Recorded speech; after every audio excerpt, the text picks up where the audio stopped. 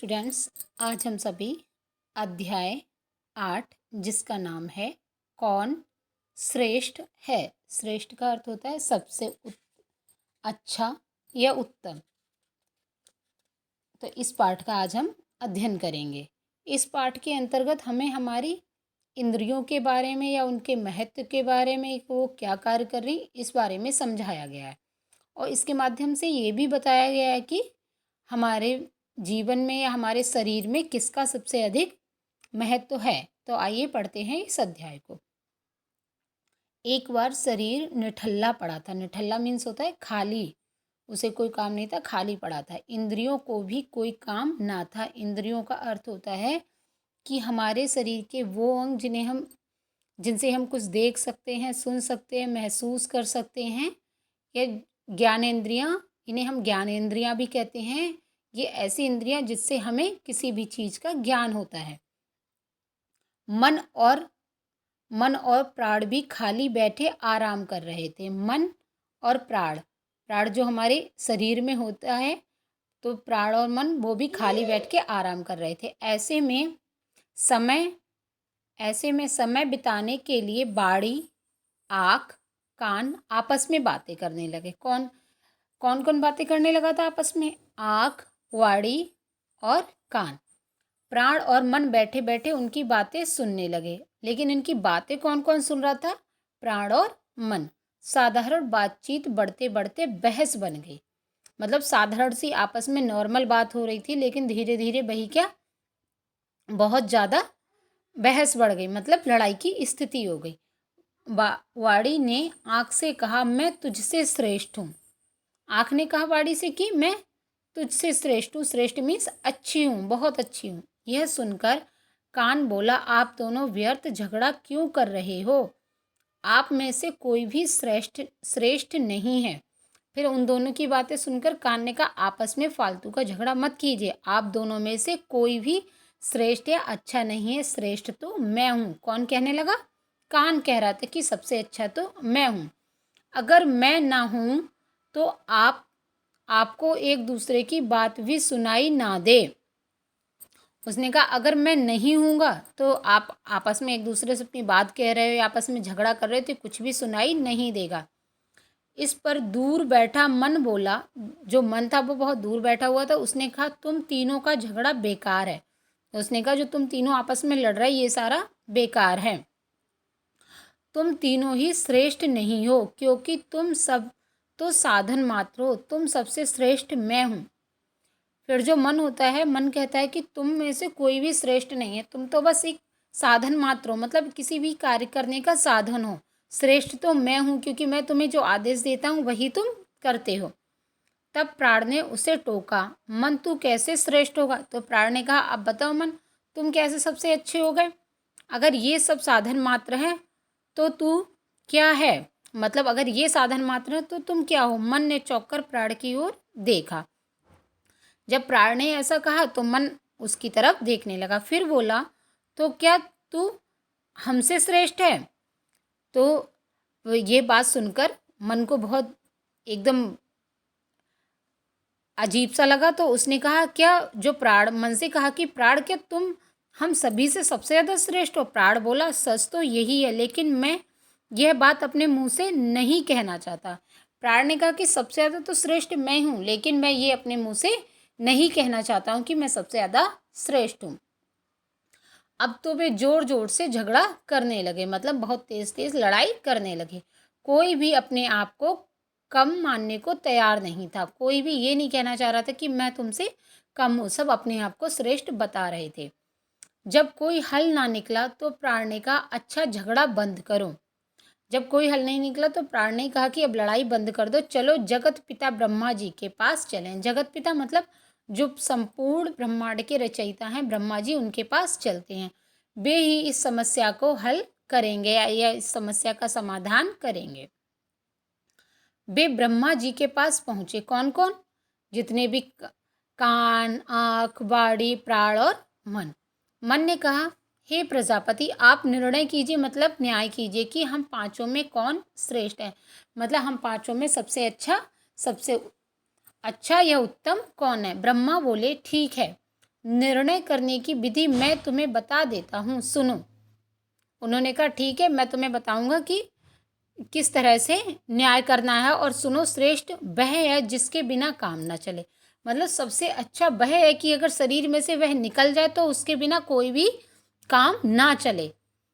अब तुम स्वयं परीक्षा करके इस बात का निर्णय कर लो। मतलब अब तुम स्वयं ही आपस में परीक्षा दे लो और निर्णय कर लो कि इसके बिना तुम्हारे शरीर में कोई काम नहीं हो सकता। ब्रह्मा जी की बात सबको अच्छी लगी। वे संतुष्ट मतलब सेटिस्फाइड होकर उन्हें इस चीज़ की सांत्वना मिल गई और वो वहाँ से होकर लौट आए। शरीर अब तक भी निठल्ला पड़ा था, क्योंकि शरीर खाली क्यों पड़ा था, क्योंकि शरीर की बॉडी से सब तो निकल चुके थे। इस वजह से वे पांचों भी अपने अपने स्थान पर जा बैठे। अब वो पांचों क्या था, अपनी अपनी जगह जहाँ बैठने की थी वहाँ बैठ गए। परीक्षा आरंभ हुई। मन ने कहा, बाड़ी, सबसे पहले झगड़ा तुमने आरंभ किया, इसलिए परीक्षा तुम्ही से आरंभ होगी। तो सबसे पहले किसने परीक्षा आरंभ की थी? वाड़ी ने। वाड़ी कड़क कर बोली, ठीक है, ब्रह्मा जी ने कहा है कि श्रेष्ठ वह होता है जिसके बिना काम न चले। मैं अभी तुम सबको छोड़ के जा रही हूँ। फिर जब वाड़ी से जाने के लिए कहा तो वाड़ी ने बहुत ही अकड़ कर बोला कि ठीक है, ब्रह्मा जी ने कहा श्रेष्ठ वही है जिसके बिना काम ना चले। अब मैं चली जाऊंगी तो तुम्हें पता चलेगा कि तुम्हारा काम कैसे चलेगा, क्योंकि जब मैं बोलती थी तभी तुम्हारा काम चलता था। बाड़ी समझती थी कि सब उससे रुक जाने की प्रार्थना करेंगे। उसे क्या लगता था कि जब वो जाएगी तो सब उससे प्रार्थना करेंगे, बाड़ी मत जाओ मत जाओ। लेकिन किसी ने उसकी ओर देखा तक नहीं और बाड़ी चली गई। लेकिन उसे किसी ने रोकना तो छोड़ो, उसे किसी ने देखा भी नहीं। उसने सोचा कि एक दो दिन में इन सबके दिमाग ठिकाने आ जाएंगे। मतलब एक दो दिन में क्या होगा, सबका दिमाग बिल्कुल सही हो जाएगा। उसे मनाने दौड़े दौड़े आएंगे। उसने सोचा कि जब इन सबका काम नहीं चलेगा तो ये क्या करेंगे, मुझे मनाने के लिए आएंगे कि बाड़ी तुम चलो, तुम्हारे बगैर काम नहीं हो पा रहा। लेकिन 1 महीना बीत गया, कोई भी उसे मनाने नहीं आया। अब क्या 1 महीना बीत गया तो वाड़ी ने सोचा चलकर देखूं आखिर उनका हाल क्या है। पहले तो वाड़ी ने सोचा कोई ना कोई लेने आएगा, इंतजार कर लेती हूँ। लेकिन 1 महीना बीतने के बाद भी कोई नहीं लेने आया तो वाड़ी ने सोचा चलो मैं जाकर खुद ही देख लेती हूँ। लेकिन जब बाड़ी लौटी तो देखा कि चारों ओर आनंद मग्न है। मतलब चारों ओर खुशी का वातावरण है, सब लोग खुश हैं। जो काम बाड़ी किया करती थी वे सारे संकेत से हो रहे थे। मतलब जो वो लोग जो बोलकर कुछ काम करते थे वही क्या इशारों में करने लगे थे। बाड़ी ने उनसे पूछा, कहो मेरे बिना कैसे रहे। बाड़ी ने फिर पूछा, बताओ तुम लोगों को कोई परेशानी हुई या नहीं हुई। मन बोला, बहुत अच्छी तरह रहे। मन ने कहा कि नहीं, हम सब लोग बहुत ही अच्छी तरह रहे, हमें कोई भी दिक्कत नहीं हुई। अब हमारी समझ में अच्छी तरह आ गया है कि सब झगड़ों की जड़ तू ही है। यह सुनते ही बाड़ी चुप हो गई और चुपचाप अपनी जगह बैठ गई। अब क्या था, उन्होंने कहा कि अरे हमें तो अब पता लगा तुम चली गई तो लड़ाई ही नहीं, आखिर झगड़ों की जड़ क्या थी। मतलब लड़ाई की जड़ तुम ही हो, तुम ही से झगड़ा होता था। यह सुनते ही बाड़ी चुपचाप हो जाकर बैठ गई। इसके बाद आँख की बारी आई। आँख ने कहा, आप लोगों को जो कुछ दिखाई देता है वह सब मेरे कारण ही तो है। अब आँख की बारी आई। आँख कहने लगी कि जो कुछ भी तुम देखते हो वो सब मेरी वजह से ही देखते हो, अगर मैं नहीं होंगी तो तुम कुछ भी नहीं देख पाओगे। बाड़ी के बिना तो आपका काम चल सकता था लेकिन मेरे बिना नहीं चल सकता। बाड़ी ने कहा, जो आँख थी उसने कहा, बाड़ी के बगैर तो तुमने इशारों में काम कर लिया लेकिन मेरे बगैर काम नहीं चल सकता। अब मैं जा रही हूँ, कुछ दिन अंधेरे में ठोकरे खाने के बाद आपको मेरा महत्व समझ में आ जाएगा। ठोकरे खाने का मतलब है कि तुम्हें बहुत ज़्यादा परेशानियां उठानी पड़ेंगी, और जब तुम्हें ऐसा एहसास होगा तब तुम्हें मेरी इम्पोर्टेंस समझ में आ जाएगी। 2 महीने बीत गए लेकिन आँख को कोई मनाने नहीं आया। 2 महीने बीत गए लेकिन आँख को क्या था, कोई भी लेने नहीं आया। हार कर आँख को स्वयं ही लौटना पड़ा। उसने कहा चलो अब कोई नहीं आ रहा तो चलो जाकर देखते हैं। आँख की समझ में आ गया उनका काम उसके बिना चल गया। वह भी चुपचाप अपने स्थान पर जा बैठी। जब उसने देखा कि वहाँ पर पहुँची तो उसने देखा कि सब कुछ तो नॉर्मल है, सारे काम वैसे ही हो रहे हैं जैसे पहले ही होते थे। इस वजह से उसे एहसास हो गया कि उसके बगैर भी काम चल सकता है और वह चुपचाप अपनी जगह पर जाकर बैठ गई। अब कान की बारी आई। उसने कहा आँख जाने के बाद आप सबने मेरी सहायता से काम चलाया।